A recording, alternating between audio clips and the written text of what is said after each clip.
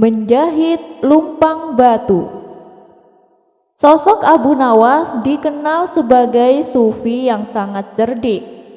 Kerap kali tingkahnya membuat sang raja tertawa terpingkal-pingkal. Abu Nawas memang sering ditantang oleh sang raja untuk melakukan hal yang sangat sulit. Namun, karena kecerdikannya, Abu Nawas selalu berhasil menjawab tantangan sang raja itu. Hingga pada suatu hari, nampaknya Baginda Raja masih saja mencari cara agar dapat mengalahkan Abu Nawas. Kali ini, Baginda Raja benar-benar ingin menghukum Abu Nawas. Karena memang akhir-akhir ini Abu Nawas sering membuat malu Baginda Raja, bahkan di hadapan rakyatnya sendiri. Siasat apa ya supaya Abu Nawas bisa terjebak? Pikir Baginda Raja dalam hati. Untuk beberapa lama, Baginda Raja masih belum menemukan caranya. Hingga akhirnya ia pun terpaksa meminta bantuan dari para menteri-menterinya. Akan tetapi, dari sekian banyak usulan para menterinya itu, tidak ada satupun yang menurut Baginda Raja berbobot. Tipuan yang kalian usulkan sangat mudah dipecahkan. Jangankan Abu Nawas, aku sendiri bisa dengan mudah menebaknya, ujar Baginda Raja merasa tak puas. Ampun Paduka yang mulia, bukankah Paduka mempunyai lumpang batu yang retak? Suruh saja Abu Nawas menjahitnya, kata salah satu menteri itu. Mendengar salah satu usulan menterinya itu, Baginda Raja langsung kegirangan. Usulanmu bagus juga, aku setuju dengan ide kamu. Nah, sekarang cepat panggil Abu Nawas kemari, perintah Baginda Raja. Singkat cerita, datanglah Abu Nawas menghadap Baginda Raja memenuhi panggilannya. Ampun beribu ampun Paduka yang mulia, ada gerangan apa Paduka memanggil hamba? Tanya Abu Nawas. Saya ada tugas baru untukmu Abu Nawas, jawab Baginda Raja. Kalau boleh tahu, tugas apakah itu wahai Paduka yang mulia? Tanya Abu Nawas kembali. Begini Abu Nawas, saya punya lumpang yang terbuat dari batu. Tapi sayang, lumpang tersebut kini retak dan terbelah menjadi dua. Nah, saya ingin kamu menjahit lumpang batu itu agar menyatu kembali, tutur Baginda Raja. Mendengar perintah Baginda Raja itu, sontak saja tubuh Abu Nawas mendadak berkeringat. Wajahnya pun langsung berubah menjadi pucat. Jebakan apa lagi ini? Mana ada batu bisa dijahit? Gerutu Abu Nawas dalam hati. Hei Abu Nawas, kamu kok malah bengong? Saya kasih kamu waktu sehari. Kalau kamu tidak bisa, maka kamu akan mendapatkan hukuman, gertak Baginda Raja. Sekarang kamu pulang dan bawa lumpang batu yang retak ini, kata Baginda Raja. Setelah itu, Abu Nawas pun pamit untuk kembali ke rumahnya. Setibanya di rumah, Abu Nawas langsung pergi mengumpulkan batu-batu kecil yang serupa dengan lumpang batu tersebut. Dan keesokan harinya, Abu Nawas pergi menuju istana dengan membawa batu-batu kecil dan lumpang batu milik Baginda Raja. Setelah sampai di kerajaan, Baginda langsung bertanya kepada Abu Nawas. Wahai Abu Nawas, apakah lumpang batunya sudah dijahit? Tanya Baginda Raja. Mohon ampun Paduka yang mulia, saya sudah mengumpulkan batu-batu kecil yang sama persis jenisnya dengan lumpang batu milik Paduka. Dan saya minta tolong kepada Paduka untuk memilih serat dari batu-batu kecil yang saya kumpulkan. Setelah itu, saya akan jahit lumpang batu milik Baginda, jawab Abu Nawas. Apa-apaan engkau ini? Siapa juga yang dapat membuat batu sekecil itu menjadi benang? Bentak Baginda Raja. Ampun Paduka, tapi lumpang batu milik Paduka tidak bisa dijahit pakai benang biasa. Lumpang batu itu harus dijahit dengan benang yang terbuat dari batu juga Paduka, ujar Abu Nawas. Mendengar penjelasan Abu Nawas itu, Baginda Raja pun tak bisa berbuat apa-apa. Kamu memang cerdik Abu Nawas, batin Baginda Raja dalam hati. Dengan terpaksa, Baginda Raja kembali membebaskan Abu Nawas. Abu Nawas pun lolos dari hukuman, meskipun dia tidak menyelesaikan tugas mustahil yang diberikan oleh Baginda Raja. Menyadarkan saudagar pelit. Suatu ketika, kota Baghdad sedang mengalami musim kemarau, sehingga membuat sebagian penduduk terpaksa menghentikan pekerjaannya sebagai petani. Namun, ada salah satu saudagar kaya mempunyai sumur besar yang masih mengeluarkan air. Karena derasnya air mengalir, si saudagar kaya terpaksa mengalirkannya ke sungai terdekat. Akan tetapi, warga setempat tidak diperbolehkan mengambil air yang mengalir tersebut, kecuali dengan membayarnya. Dan guna mengantisipasi airnya diambil secara diam-diam, si saudagar memerintahkan para tukang pukulnya menjaga di sepanjang aliran sungai. Warga setempat yang memang sedang membutuhkan air terpaksa membeli air kepada saudagar tersebut. Dan si saudagar pun kini bertambah kaya. Abu Nawas yang geram dengan hal ini lalu mengadukan kepada sang gubernur. Akan tetapi, jawaban dari sang gubernur membuat Abu Nawas kecewa. Pasalnya, sang gubernur juga tak bisa berbuat banyak. Ia beralasan apa yang dilakukan si saudagar tidak menyalahi aturan. Air itu kan memang berasal dari sumurnya, jadi wajar kalau dia menjualnya, kata sang gubernur.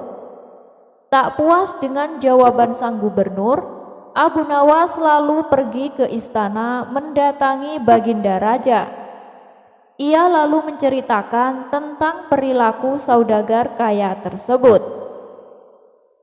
Lalu, apa yang harus aku lakukan Abu Nawas? Kalau menghukumnya itu tidak mungkin, karena yang dilakukannya tak melanggar hukum, tutur Baginda Raja. Begini saja Paduka, saya punya rencana. Tapi pertama-tama angkat dulu saya sebagai gubernur Baghdad, ujar Abu Nawas. Apa kamu yakin Abu Nawas?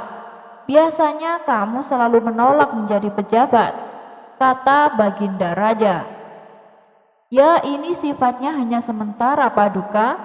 Kalau masalah ini sudah selesai, saya akan melepaskan jabatan saya, balas Abu Nawas. Baginda Raja pun menyetujui permintaan Abu Nawas tersebut. Beberapa hari kemudian, tersiar kabar bahwa Abu Nawas kini menjadi gubernur yang baru menggantikan gubernur yang lama.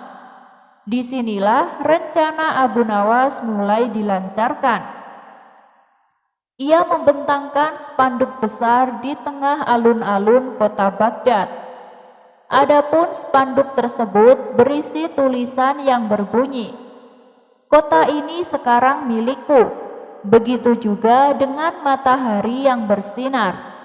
Bagi siapa saja yang merasakan sinar matahari harus membayar upeti kepadaku, kecuali untuk orang-orang miskin." Tertanda Abu Nawas. Akhirnya perbuatan Abu Nawas mendapat protes dari masyarakat. terutama oleh orang-orang kaya, termasuk si saudagar kaya yang selama ini menjual air sumurnya. Aturan macam apa ini? Abu Nawas telah berlaku zalim. Kita harus melaporkannya kepada raja, kata saudagar tersebut. Ia pun lalu menghasut warga untuk ikut bersamanya ke istana. Setelah mereka sampai di istana, saudagar itu langsung menghadap Baginda Raja. Paduka telah keliru menjadikan Abu Nawas sebagai gubernur, kata si saudagar. Tenang dulu, memangnya kenapa? Apa yang dilakukan Abu Nawas? Tanya Baginda Raja. Abu Nawas telah menyalahgunakan jabatannya untuk memeras warga. Masa ia menjual matahari dan rumahnya yang terkena sinar matahari harus membayar upeti kepadanya? Ini tidak masuk akal, Paduka, jawab si saudagar memberitahu. Baiklah, masalah yang seperti ini akan saya selesaikan, balas Baginda Raja. Baginda Raja pun memerintahkan beberapa prajurit untuk memanggil Abu Nawas. Dan singkat cerita, datanglah Abu Nawas ke istana.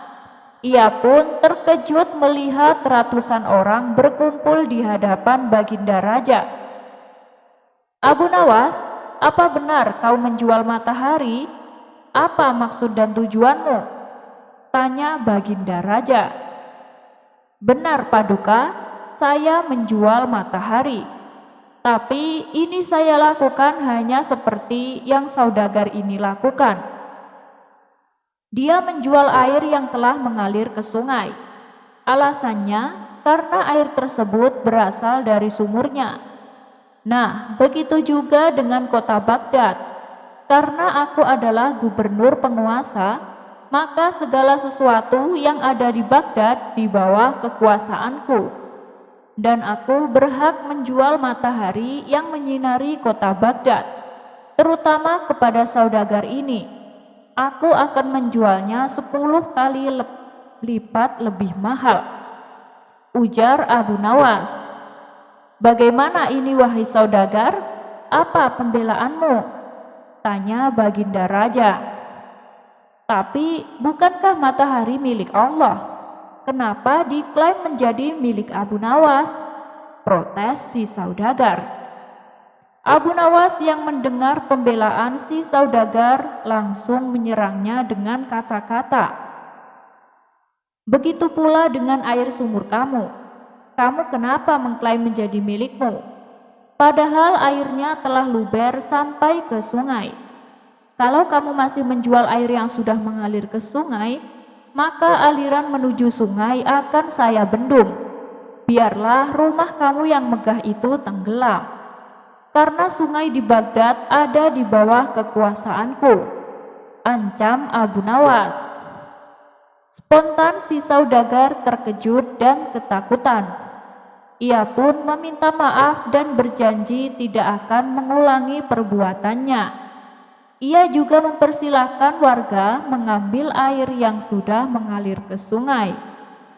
Tapi Paduka, bagaimana dengan Abu Nawas yang telah menjual matahari? Tanya si saudagar.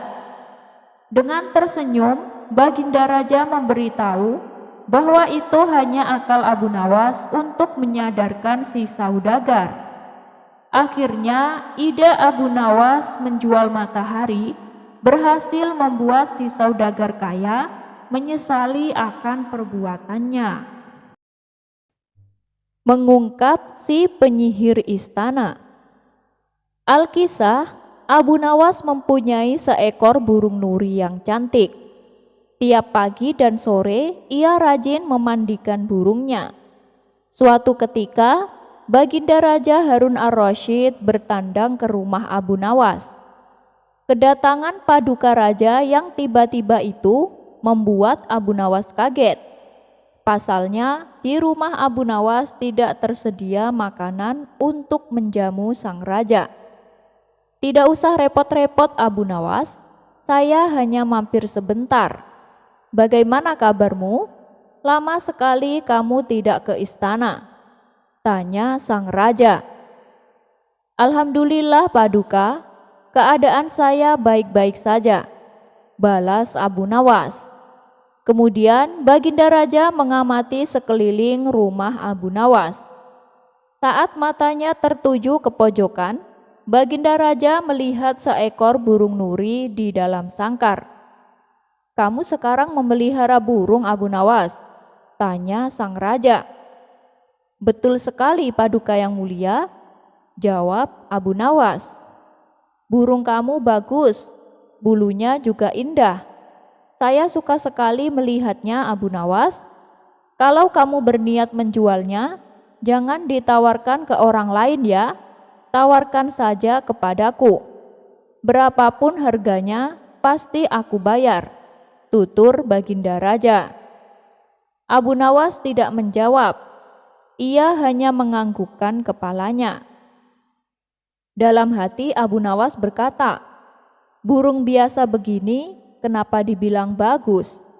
Kalaupun Baginda memintanya, aku akan memberikannya secara cuma-cuma," pikir Abu Nawas. Keesokan paginya, Abu Nawas datang ke istana.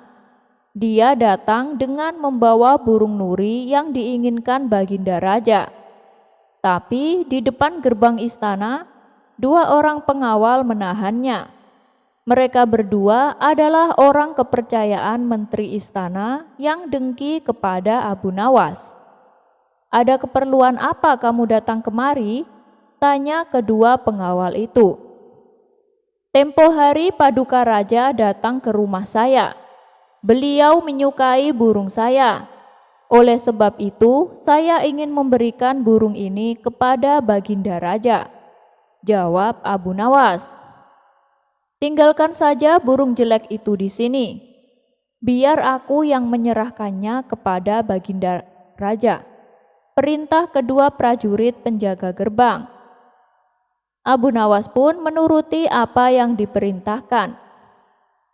Dalam situasi seperti ini, ia tidak mungkin melawan kedua pengawal penjaga gerbang itu. Penjaga gerbang itu lalu menukar burung Abu Nawas dengan burung gereja. Setelah itu diserahkan kepada Baginda Raja. "Paduka yang mulia, ini ada titipan burung dari Abu Nawas," kata kedua pengawal. Mulanya Baginda Raja senang bukan kepalang saat menerima hadiah burung dari Abu Nawas. Tapi ketika melihat hadiahnya dibuka, mendadak Baginda Raja berubah menjadi emosi. "Kurang ajar Abu Nawas," kata sang raja geram. Baginda Raja merasa terhina dengan perbuatan Abu Nawas. Sebab burung nuri yang diharapkan, tapi burung gereja yang dikirimkan. Sang menteri yang dengki kepada Abu Nawas tersenyum puas melihat kinerja anak buahnya. "Kamu pasti akan kena hukuman, Abu Nawas," ujar sang menteri dalam hati. Tanpa menunggu lama, saat itu juga Baginda Raja mendatangi rumah Abu Nawas. "Hei Abu Nawas, kalau kamu keberatan menjual burung nurimu kepadaku, aku tidak masalah. Tapi jangan kau kirim burung gereja ke istana. Itu suatu penghinaan buatku," bentak Baginda Raja. Mendengar hal itu, tentu saja Abu Nawas kaget dibuatnya. "Bukankah burung yang kemarin aku kirimkan adalah burung nuri? Kenapa bisa menjadi burung gereja ya? Sungguh aneh," pikir Abu Nawas. Tapi Abu Nawas tidak mempunyai saksi untuk membuktikannya. Sedangkan kedua pengawal yang menghadangnya di gerbang istana adalah orang kepercayaan menteri yang dengki kepada dirinya. Ini pasti ulah kedua pengawal itu. Mereka telah menukar burungnya.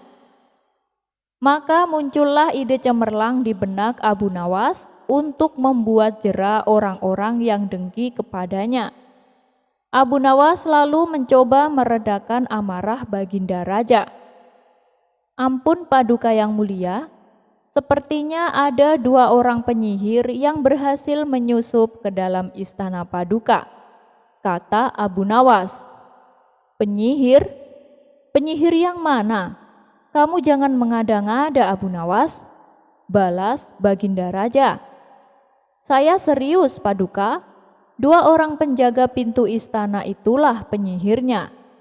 Mereka telah menyihir burung nuri menjadi burung gereja. Kalau Paduka tidak percaya, tunggulah besok di istana. Paduka akan menyaksikan sendiri betapa hebatnya sihir mereka. Begini Paduka, saya masih punya burung 1 lagi, dan besok akan saya berikan kepada Paduka, tutur Abu Nawas. Burung jenis apa yang akan kau berikan kepada saya? Tanya Baginda Raja. Burung pipit Paduka yang mulia, jawab Abu Nawas. Burung pipit?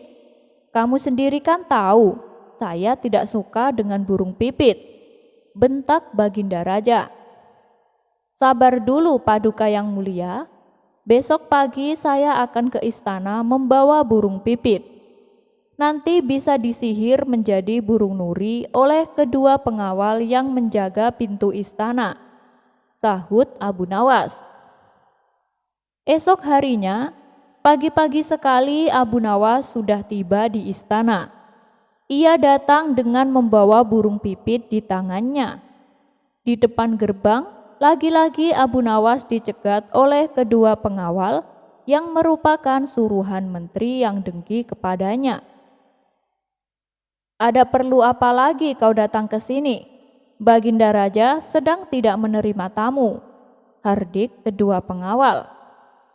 Maaf, kemarin aku keliru. Aku sebenarnya akan memberikan burung pipit ini kepada Paduka, tapi aku malah memberinya burung nuri. Baginda Raja pasti sangat marah kepadaku. Semua orang tahu kalau Baginda Raja sangat membenci burung nuri. Karena dulu ia pernah tersesat di hutan gara-gara burung nuri sialan itu, kata Abu Nawas menjelaskan. Taruh saja di situ, biar nanti kami yang menyerahkannya kepada Paduka, perintah kedua pengawal tersebut. Kedua pengawal itu lalu memberitahu sang menteri perihal burung pipit titipan Abu Nawas. Karena terpengaruh dengan jebakan Abu Nawas, sang menteri segera menyuruh kedua pengawal itu untuk menukarnya dengan burung nuri. Kali ini Abu Nawas pasti akan mendapat hukuman lebih berat, kata sang menteri dalam hati penuh kegirangan. Kedua pengawal anak buah sang menteri lalu menghadap Baginda Raja untuk memberikan burung nuri. Paduka yang mulia, ini ada kiriman burung nuri dari Abu Nawas, ucap salah satu pengawal. Baginda Raja sontak terperangah kaget. Ternyata benar apa yang dikatakan Abu Nawas. Kedua pengawal ini bisa menyihir alias menggelapkan barang yang bukan haknya, pikir Baginda Raja. Ini burung nurinya, lalu mana burung pipitnya? Sindir Baginda Raja. Mendengar itu, kedua wajah pengawal mendadak pucat pasi. Belum sempat kedua pengawal itu menjawab, Baginda Raja kembali berkata, "Oh, jadi kemarin kalian yang telah menukar burung nuri menjadi burung gereja. Siapa yang menyuruh kalian berbuat demikian?" bentak Baginda Raja. Dengan penuh ketakutan, kedua pengawal tersebut lalu menyebut nama menteri yang menyuruhnya. Baginda Raja pun langsung menghukum mereka bertiga dan memecatnya. Obat semua masalah.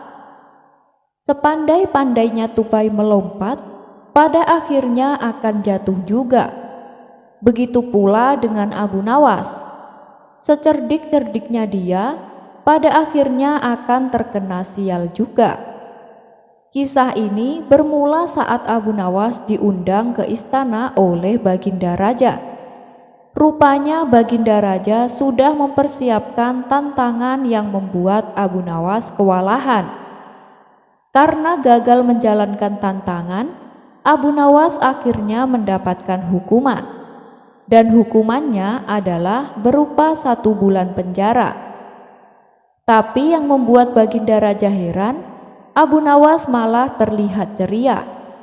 Dan setelah diselidiki, ternyata Abu Nawas membuat lukisan wajah istrinya di tembok penjara tempat ia dihukum. Bukankah istri Abu Nawas galak? Kenapa lukisan istrinya membuatnya ceria? Pikir Baginda Raja. Karena penasaran, Baginda Raja pun mendatangi Abu Nawas di dalam penjara. "Hei Abu Nawas, apa yang membuatmu bahagia dan ceria di dalam penjara?" tanya Baginda Raja. "Oh, ya karena ada lukisan istri saya, Paduka," jawab Abu Nawas. "Loh, kamu ini aneh Abu Nawas. Bukankah kau bilang kau sering tidak betah di rumah gara-gara istrimu? Kau bilang istrimu galak dan suka ngomel-ngomel," kata Baginda Raja. "Justru itu, Paduka. Setiap kali saya melihat lukisan istri saya, semua permasalahan apapun menjadi tidak ada apa-apanya bila dibandingkan permasalahan dengan dia. Oleh sebab itulah saya bahagia dan ceria di dalam tembok penjara ini," celetuk Abu Nawas. Spontan Baginda Raja tertawa terpingkal-pingkal. Ia pun lalu melepaskan Abu Nawas karena telah membuatnya tertawa. Abu Nawas dan Raja yang Penakut. Pada suatu hari, Baginda Raja memerintahkan pengawal untuk memanggil Abu Nawas supaya segera datang ke istana. Tidak berapa lama kemudian, datanglah Abu Nawas menghadap. "Ada apa wahai Paduka yang mulia?" tanya Abu Nawas. "Begini Abu Nawas, aku butuh bantuanmu. Sahabatku raja dari negeri seberang adalah raja yang sangat penakut. Aku ingin kau menyembuhkan dia dari rasa takutnya," tutur Baginda Raja. Kemudian Abu Nawas bertanya lebih jauh perihal keadaan raja tersebut. Ketakutan yang dialaminya sungguh tidak wajar Abu Nawas. Dia takut pada segala sesuatu, termasuk kepada bayang-bayangnya sendiri. Ia selalu membawa pengawalnya kemanapun ia pergi, bahkan ke kamar mandi sekalipun, kata Baginda Raja memberitahu. Sejenak Abu Nawas terdiam. Setelah berpikir cukup lama, akhirnya ia mendapatkan sebuah ide untuk menyembuhkan penyakit raja tersebut. "Jangan khawatir Paduka, saya punya ramuan minuman sakti untuk menyembuhkannya," ucap Abu Nawas. Maka pada keesokan harinya, Abu Nawas diajak Baginda Raja pergi ke negeri sahabatnya. Singkat cerita, sampailah mereka ke negeri sahabat Baginda Raja. Abu Nawas lalu diajak masuk ke istana dan menghadap raja negeri tersebut. "Wahai Tuan Raja, saya punya obat ajaib yang dapat membuat Anda kebal terhadap segala ketakutan," kata Abu Nawas. Tuan Raja yang merasa tertarik segera menyetujui untuk mencoba ramuan obat dari Abu Nawas. Abu Nawas lalu memberikan raja sebotol air. "Minumlah ini Tuan Raja, setiap pagi dan malam. Dan dalam 1 bulan, Tuan akan menjadi raja yang penuh keberanian. Karena dengan Tuan Raja meminumnya, akan hadir khodam yang senantiasa menjaga Tuan Raja," jelas Abu Nawas. "Oh ya, mana khodamnya? Kenapa aku tak melihatnya?" tanya raja tersebut. "Tuan tidak akan bisa melihatnya, tapi dia akan selalu bersama Tuan. untuk menjaga tuan, jawab Abu Nawas. Akhirnya sebulan kemudian, Abu Nawas kembali menemui raja negeri seberang. Bagaimana perasaan tuan raja? Tanya Abu Nawas. Raja tersebut tersenyum bangga. Sekarang saya tidak takut lagi pada apapun. Saya bahkan berani sendirian di malam hari, tutur tuan raja. Wah, itu hebat sekali. Tahukah tuan minuman apa yang saya berikan? Itu sebenarnya minuman air putih biasa. Tidak ada khodamnya sama sekali.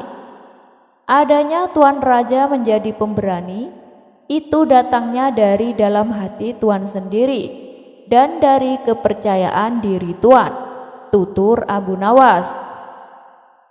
Mendengar hal itu, tuan raja baru menyadari bahwa keberanian sejati tidak dapat dibeli atau diminum, dan ia mulai belajar untuk mengatasi ketakutannya tanpa bantuan ramuan ajaib.